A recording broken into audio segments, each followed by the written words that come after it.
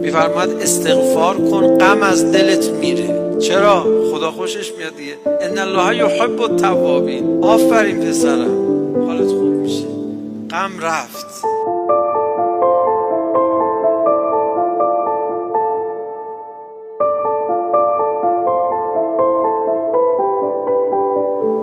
اگه استغفار کردی غم از دلت نرفت، یعنی داری خالی بندی میکنی.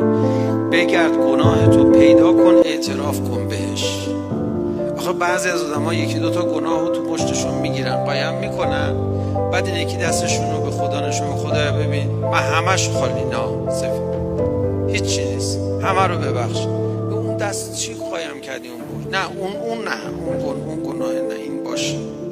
اینو اصلا نمیخوام استغفار کنم، اینا بقیهش همه اینا رو غلط کردم.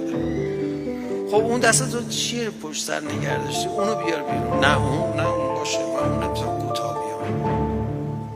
من نمیتونم از حسادت نسبت به فلانی کوتاه بیام. بقیه دروغایی که گفتم، غلط کردم، نمازه بیام، اون به سر جاش باشه. اون تا پدرشو در نیارم من کوتاه نمیام. والله ما ینجو من الذنب الا من اقر به خدا قسم نجات پیدا نمیکنه انسان از گناه مگر اینکه اقرار بکنه بهش.